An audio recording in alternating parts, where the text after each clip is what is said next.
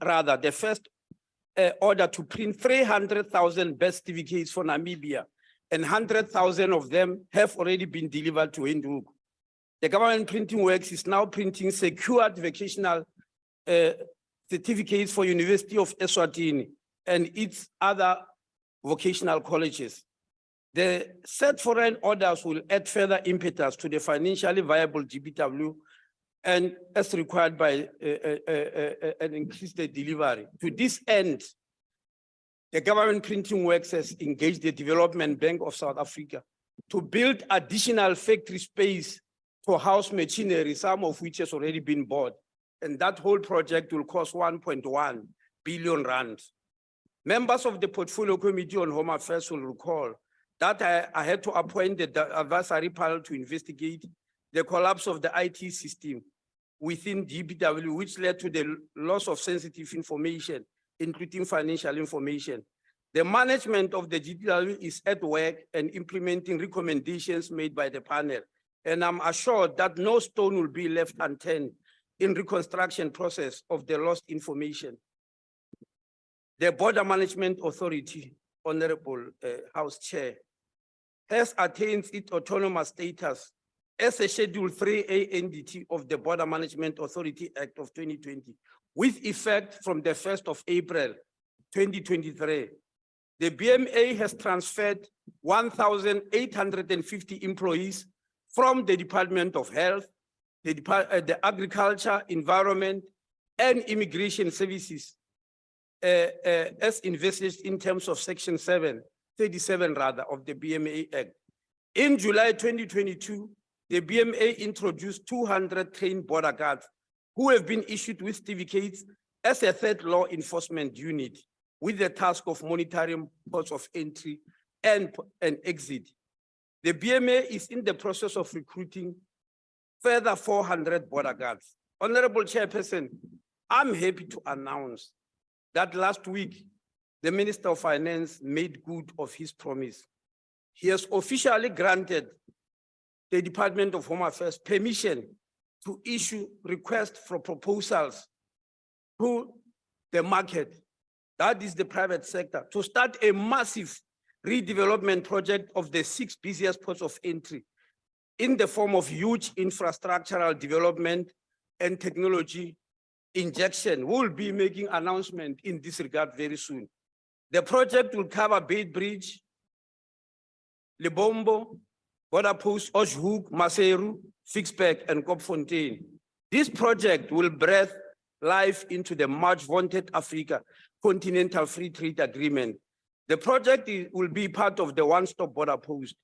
It will be a multi-billion rand project whose actual cost will be known after the bidding process has been completed. As I said, we'll announce that very soon. The Department of Home Affairs is an integral part of the President's investment drive to kickstart the economy. Operation Vulindlela project has been established in the Office of the Presidency and Treasury, among others, to review and improve the visa regime of the country. Operation Vulindlela produced a report with recommendations which we have accepted, and we have posted this on the website of the department. The Department of Home Affairs has also rolled out tourist e-visa system to additional 20 countries. Now it means from now onwards, countries around the world will fall into 2 categories. There are countries that enter South Africa visa-free, but then the rest of the countries that are not visa-free will apply for tourist visas through an e-visa platform in the comfort of their homes. In this financial year, we plan to introduce the e-visa system for other areas such as business, study, general work visa, intra-company transfer. They will also go on the e-visa platform. Ultimately, all visas will be available on the e-visa system. Let's go to the Independent Electoral Commission. It is also expanding its expertise beyond the borders of the country, just like the government printing works. In this regard, the IEC is engaged with the government of the Democratic Republic of Congo to help share expertise and experience A visit to the DRC by the IEC is imminent. Honorable members, a democracy incapable of recreating itself is destined to impermanence. Vibrant democracies are those capable of redefining the terms of political engagements and reformulating processes of political representation. Such redefinition moments are also about responding to the pulse of the nation. The amended electoral system is not merely about rules and formula for translating votes into seats in our legislative chambers. The revised system is essentially about a nation redefining processes of political mandate and accountability. Fellow citizens who do not have an affinity towards political parties now have a window of opportunity for contesting elections as independent candidates, as they also have for provincial legislatures. The forthcoming elections in 2024 will serve as a litmus test for the new electoral system. The Department of Home Affairs is concerned about the long queues at its offices. The causes are many and varied, including the system downtime and load shedding. Relentless efforts are being made to address the difficulties. The department cannot afford to throw its arms up in despair. The Department of Home Affairs has engaged the services of the Council for Scientific and Industrial Research, CIR, to devise both short and long-term solutions, including the DHH connect into a different IT system.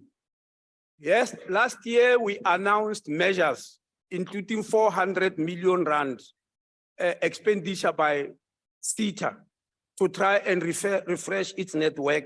We are engaging with them every day, and SETA has informed us that by the end of March 2024, they will have completed their network refresh. But we are not sitting and waiting for SETA alone. That's why we are engaging eminent structures like the CSIR, because they've got that capacity and capability to bring a change. Honorable Chairperson, as reported before in this House and other public platforms, the Department of Home Affairs has deployed 120 mobile trucks, and an additional 100 has already been ordered. And as I'm speaking, it is being manufactured in a factory in Gqeberha. The number will be gradually increased every year. I said before, and I want to repeat, Home Affairs have always been having 100 trucks throughout the ages. We will not stop increasing them until we have got at least 1,000 of them. The purpose of the mobile trucks is to ease congestion in the DA offices, is to render services such as issuing and printing birth certificates, identity documents, death certificates, and related services, especially to remote rural areas, also to help you, honorable members. Many of you ask for mobile trucks when you visit your constituency offices, and we want to be able to serve you, that every member who goes to a constituency office and think there are people there who need IDs because they deserve them, we will be able to help you. We also want to render services in a faster mode. Digitization. Honorable members, the President, in his State of the Nation address, as you remember, announced digitization of more than 350 million paper records. Records on birth, marriage, death, IDs, and passports. That stretched back to 1895, which the department is keeping in its vault. The digitization project will employ 10,000 unemployed graduates in the field of IT and documentation management. The first group of 2,000 unemployed graduates, which have been trained earlier this year, have already taken up positions and are already working. Currently, as I'm standing here in front of you, another group of 4,000 are undergoing interviewing process in order to get engaged. The advert of the remaining 4,000 will be published by the end of May. That is in the next 2 weeks. will be putting out adverts for the last cohort of 4,000. As we said before, this project will cost 2.4 billion rand over the next 3 years. High volume scanners have already been purchased and delivered, and those scanners are capable of scanning 100,000 pages per day. On the issue of international migration, citizenship, and refugee protection, members of the Portfolio Committee are aware that I've appointed the Ministerial Committee on the issuance of permits and visas, which was led by the former DG in the presidency, Dr. Cassius Lubisi, covering the period between October 2014 and 31 December 2020. The committee recommended a multidisciplinary team, which has already been appointed. We have already procured that team, and that team is to go deeper into the findings in a form of forensic evidence, such that after this, we expect arrests, deportations, cancellation of visas, permits, and passports irregularly and fraudulently obtained. And that will unfold very soon. Honorable members, the issue of migration remains a burning issue in South Africa and within the global community. The issue has been debated by the Portfolio Committee and the House on several occasions. The strength of the South African economy in the continent becomes a pulling factor for international migration. The number of illegal foreigners in South Africa is very high. The Department of Home Affairs has completed its work on the immigration, citizenship, and refugee protection policy. This policy framework will be gazetted for public comment very soon. The 3 pieces of legislation, namely the Immigration Act of 2002, the South African Citizenship Act of 1995, and the Refugee Act of 1998, are obsolete and will be completely repealed. The same applies to related legislation, such as the Identification Act of 1997, the Birth and Death Registration Act of 1992, a new single legislation dealing with immigration, citizenship, and refugee protection will be introduced, as is now the international trend. The new legislation will strengthen and set standards for a standard high for appointment of persons occupying bodies dealing with immigration and refugee protection. Procedures dealing with immigration and refugee protection will be tightened to ensure speedy decision-making processes, including appealing arising thereto. The periods which decisions are taken regarding asylum and immigration or granting of visas applications are unacceptably high. We have accepted that. The defects in this regard lie in the said 3 pieces of legislation. The new single legislation will address all these difficulties, including establishment of specialized immigration courts. The current practice of migrants challenging the unfavorable decisions in a long drawn-out court process will also be discouraged in the new legislation. Finally, I make use of this opportunity to thank my colleague, the Deputy Minister of Home Affairs, Honorable Njabulani Nzuza, the Director General of the Department of Home Affairs, Mr. Tommy Makwade, the CEO of Government Printing Works, Ms. Alina Fosi, and the Commissioner of the Border Management Authority, Dr. Masia Pato, and the Chairperson of the IEC, Mr. Musutu Muyepia, and his CEO, Mr. Mamabolo, for their unwavering support. I also wish to thank the Chairperson of the Portfolio Committee of Home Affairs, Mr. Musa Chabani, and honorable members of the Portfolio Committee for working very well and doing effective oversight. We are asking you to keep it up because we are together in this whole process.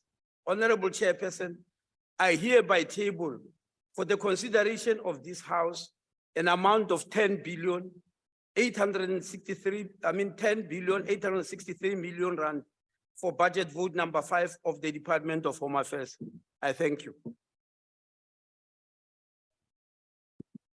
Thank you, Honorable Minister.